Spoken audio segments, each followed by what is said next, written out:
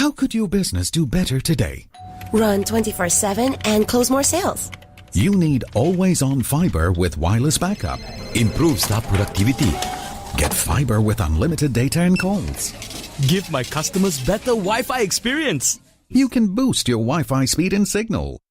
Join the Fiber Nation and help your business grow with Maxis One Business Fiber now from only 99 ringgit per month. Search Maxis One Business Fiber for more info.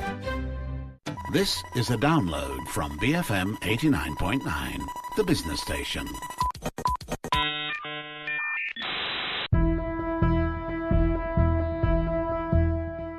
It's Fun Friday. My name is Sandhu. It's always nice when you beat Culture Pop's Matt Armitage to a story. Today we're taking some time to revisit a story I shared with you on Geek Squawks a couple of weeks ago. So today we are going to ask, who is the president of your brain? It's time to Matt'splain. What was that for, Matt? It's episode 50. Can't we celebrate it just a little bit? No, and we really don't need to talk about this topic again. I think we've covered it as well as it's humanly possible. Well, for one thing, I'm not entirely human. And I think what you just said about the celebrating, we might have to rethink this entire relationship. This is the 50th show. We're still here. I know we're not getting any better, but we're still here. No, I mean, I don't want to denigrate or disembowel the way that you handled the story a couple of weeks ago. As I said to you at the time, I think there are a lot of aspects to it that we couldn't do justice to because, you know, we had time constraints for that segment. And also, in the meantime, I've been presenting and discussing various aspects of AI at conferences and talks over the last couple of weeks. So I wanted to integrate some of the information I've learnt into from those experiences into this topic as well. All right, so what would you like to add? Well, the brain is kind of the first prize in biotechnology. It's the most complicated organ in the body, and as a result, it's one of the most difficult to understand and control. So to give you an obvious example, many paraplegics are not paralyzed because they have damage to their arms or legs. Often it's down to damage in the brain or the spinal cord. So in the cases of brain damage, the organ is unable to process and send the information that controls those limbs. Or in the case of spinal damage, then the transmission mechanism has been disrupted or disconnected. You are already making all of us sound like machines here. But we are machines. It's just that we're thinking, feeling, sensing, and self-determining machines. You know, we're conscious. You can press a button or issue a command that will wake Siri or Alexa up, but the best those devices are is a one-dimensional representation of kind of who and what we are. We haven't found a way to mimic or replicate that consciousness, at least not yet. And now we can. This is another one of your killer AI shows here. It's not killer AI, but there will be plenty of AI. It's weird, isn't it? I'd talk about 3D printing twice in a year and people would say I was obsessed. We could literally rename this show Matt and Jeff Talk About AI and nobody would bat an eyelid. Or pulse a chip. Well, precisely, yeah. To answer your previous question, though, no, we don't have conscious AI as yet. But strangely, and I think somewhat creepily to some of our listeners, we can use AI in various ways that will unlock and unpick the secrets of our brains and our minds. Is this like tweaking your DNA in a garage, something you can do because you can? Well, I think one of the reasons we've been so preoccupied with creating humanoid robots is precisely because we have so little understanding of what makes us conscious. So I'm going to stick with the technology side rather than the philosophy today, mainly because I know about as much about philosophy as a 16-year-old who's been studying selfies.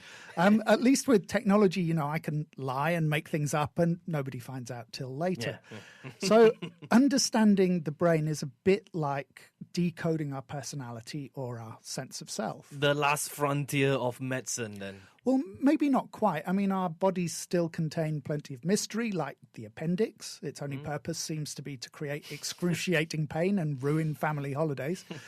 We've become much better, I think, at these kind of routine and, as we said, mechanical parts of medicine. If your car gets in an accident, you know, you can pop down to the junkyard and get some panels off another wreck and, you know, it's as good as new.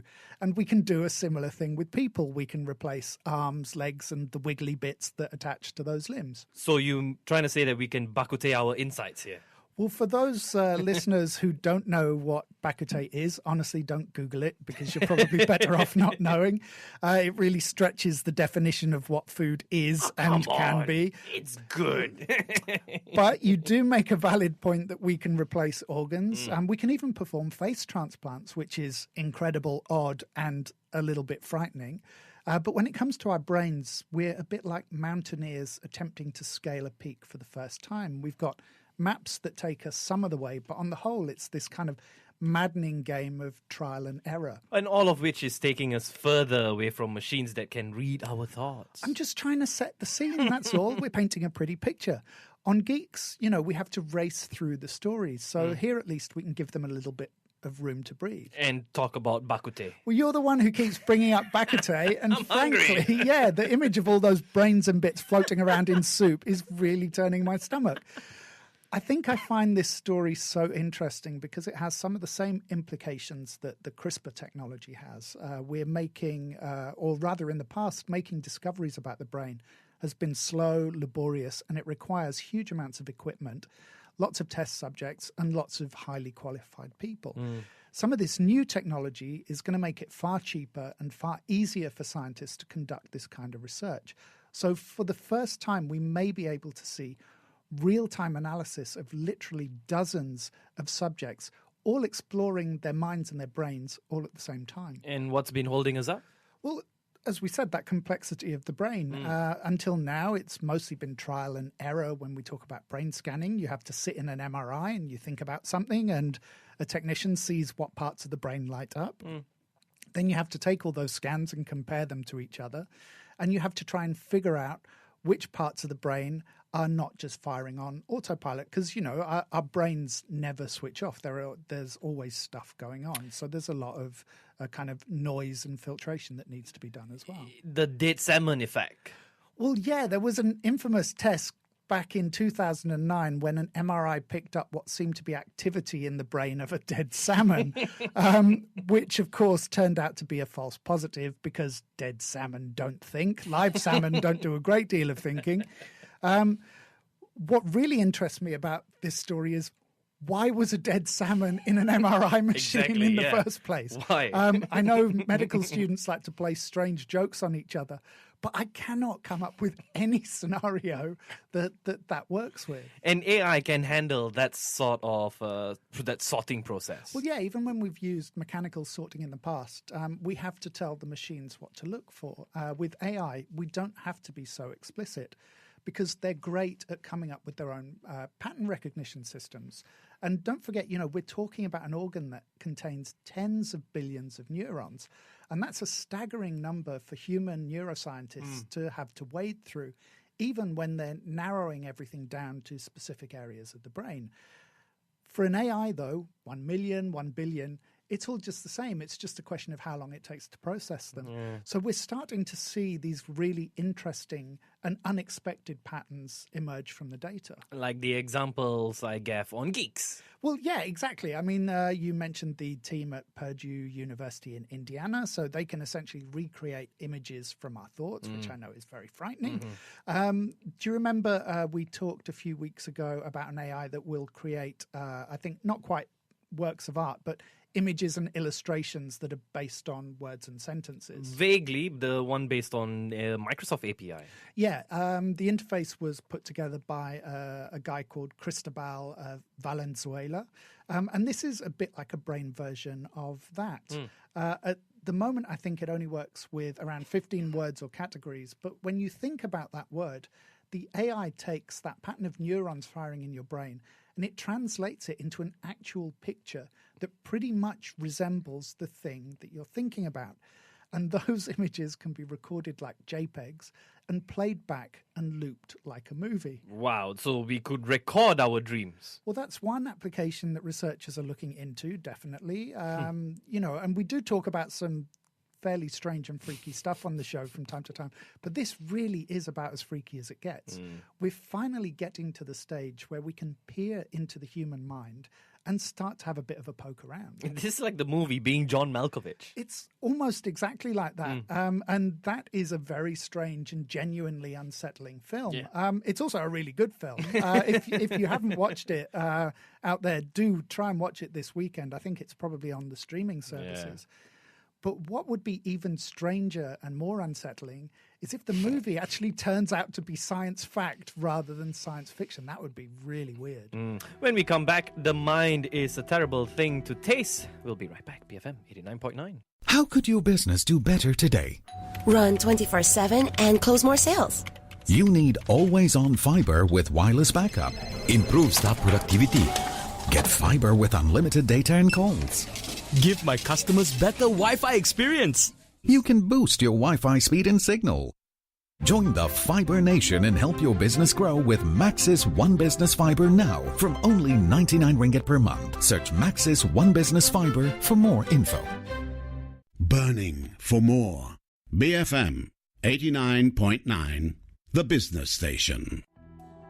And we're back. It's Fun Friday. My name is Jeff Sandhu, together with Culture Pop's Matt Armitage. I know you want to talk about the implications of all these new technologies that we've talked about earlier. So let's talk about the cost aspect here, Matt. Why will this technology be cheaper? Before the break, the examples we talked about still used MRI machines. Yeah, for sure. And those are enormous. They're heavy. They cost hundreds of thousands of dollars. They're not very user-friendly. I mean, I can't imagine some college frat kid putting up these kind of sunny MRI use videos in the way that CRISPR demonstration videos are coming up. So we know that this development isn't going to be so much around MRIs. It's going to be in the much simpler and cheaper technology, which is the EEG. This is the electronic swim caps. Yeah, you know, we had a story last week, I think, the one about Tetris. Tetris, right, yeah. So that in that story, 3 people were wired together wearing these EEG electrode caps, and an interface allowed them to collaborate and play a game of Tetris. And I know we can do that with a Nintendo Game Boy. The point is, the achievement is actually the collaboration and doing it mentally rather than the actual game itself. Are we finding new ways to use EEGs, or is this just another area where artificial intelligence is actually enhancing technology that we already have here? It's very much that enhancing idea. EEGs can be used very simply. They can be used with very straightforward interfaces, so they're very adaptable for experiments. But the problem is that they're very sensitive and we're extremely noisy. You know that's going to need some explaining, right? As was the original version of that sentence that I had to revise 20 times. Yeah, I mean, they're covered in electrodes that pick up electrical current. And even though it doesn't feel like it, our bodies are actually bristling with electricity. So not only will the caps pick up brain activity, they pick up every blink you make, every twitch. And let's see how infectious this is. Every little itch on your scalp and your face and your body. So raise your hand if you've suddenly developed an itch when I mentioned that. Okay, you can put it down again now. This is radio. We can't see you. You're just looking like a crazy person. But those twitches generate a current that is maybe around 100 times more powerful than the neurons in the brain actually generate. So they physically drown out the signals of the brain. So the AI part helps to filter out some of that noise. Yeah, I mean, I'm assuming it's something, again, like pattern recognition. So it can filter out, again, those twitches, those itches, and all the tight britches. Now scientists are starting to repeat experiments that they previously conducted on MRI machines to see if they can replicate the results with this simpler technology. Early tests by researchers like Adrian Lester at the University of Toronto are seeing a high degree of accuracy in basic tests like building a face from memory. So we are starting to see interesting results. And as I said, this could really help to open the field up. So, for example, with an EEG, you don't need a medical professional to be on hand to operate a big machine like you do with an MRI. And you suddenly have a testing system that's portable. So that means you can go out to groups of subjects rather than having them come to you. So you can start to do a lot more interesting things and start doing things in a lot more geographical locations. Presumably, it's also easier to hack around and customize it. Well, you know, we've already seen it being used for, as we said, things like controlling a game of Tetris. this kind of technology has been used to control the simple movements of a robot. So somebody imagining a robot picking up an egg or a cup. Yeah. We can even pilot drones using this technology. Yeah. So the technology is relatively straightforward and versatile. So it really could allow us to use these kind of mental interface systems for a much wider range of applications. I'm going to pick up on that word, application. Yeah, where there are applications, there are apps. So the simplicity of this technology means it's not just medical applications that we're talking about here. Companies like Microsoft and Facebook are also very interested in the potential of this kind of technology. Microsoft registered a patent for an EEG-style device in November 2017. And remember earlier we mentioned the guy who built the illustration around a Microsoft API. So you can start to see how the company is looking at converging the different aspects of these technologies, the AI taking words and sentences, the devices taking thoughts. So you can see that picture being put together. I know the idea of a data-driven companies and mind-controlling apps will probably be very controversial, but this is okay, right? We're talking about a send-only kind of application. It's controlling an app. Well, even if those controls are very basic, say up and down, left and right, it's still a device that's interpreting your thoughts. So you have to think fairly carefully about how that's going to be implemented. And even if it's send only and it's kind of passive like Microsoft, that's not the only version that's out there. So remember last week we talked about the Facebook mic drop moment, and I was saying that I was astonished that Facebook would choose to market a device like the Portal when their credibility and reputation is such a low point. Well, guess what? The company isn't erring on the side of caution with mind-reading technology either. I think I mentioned this in the Geeks piece. Facebook wants to build a typing interface so you can literally think your posts. Yeah, and we mentioned what an appalling idea that is. It's like drunk texting to the power of infinity. I don't think there's a single person other than maybe Mark Zuckerberg who wouldn't lose their job within about 72 hours of this being introduced. I mean, imagine Elon Musk with a brain interface. He gets into enough tweeting trouble with his thumbs. Yeah. If Donald Trump had one of these interfaces, he'd either start a world war in the middle of the night or be declared brain dead. You know, it's probably a 50-50 chance. And Facebook's device is way more invasive than this idea of an EEG cap. Like some super ray brain zapping laser. Yes, it is exactly that. It is a super ray brain zapping laser. The company is rumored to be using a special kind of near infrared light. It registers bone, skin, or tissue as being translucent, but it senses blood. So it picks up neural activity according to the blood flow and translates that activity into the words that you're thinking of. I know what this is. It's a microwave brain vampire. It sounds like a conspiracy theory here. It's not microwaves, but yeah, that's not going to stop the conspiracy guys. And if it is true, it's potentially another huge own goal for Facebook. Because, you know, people get fired up enough about aircraft engines leaving chemtrails that are numbing our brains or radio transmitters that are hidden in dental fillings. And also governments using chemically treated water to control us. Exactly. I mean, what are the conspiracy nuts going to do with an actual honest-to-God brain ray that's marketed and owned by a global conglomerate? You can probably watch Alex Jones self-combust with angry joy just on the back of the broadcast of that. Isn't Elon Musk working on a lace technology? Yeah, it's called Neuralink, and we don't know much about it yet. And it seems to be something that could actually be implanted under the skin of the scalp. Is that really possible? Like, would people really want to implant this kind of technology? Well, I was talking about something along these lines at a market research conference this week. And hello, John, by the way, if you're driving to the office right now. One of the things that comes up from time to time on the show is medical implants for devices like Alzheimer's. So people are working on these brain implantable devices. So it does seem plausible that, or rather it doesn't seem implausible that somebody wouldn't simply decide to close the loop and connect all those devices to the cloud. And of course, once you have it in the cloud, you can connect it to Alexa and Siri, and you already have an AI in your head. Why do nearly all of these shows come round to privacy at the end of the day? I think because we have to show everyone at home what the technology can do, and we have to let them decide if they want it to happen. And besides, if we'd started this show talking about the need to protect ourselves from Facebook brain rays, I'd have sounded incoherent and absolutely insane. I don't think anyone would notice the difference. I think that's a fair point. Even the scientists working in this field are worried about the potential implications. A group of experts called the Morningside Group is bringing up some of the issues that the realities of this technology are going to raise. They actually want the UN's Declaration of Human Rights to also include a clause about neuro rights, because we're talking about a chain of data that is going to start in our brains. So we have to decide who is going to own that information. We do. Well, you own your smartphone, but you don't own the operating system. And you don't own the data that lots of those free apps on your phone generate.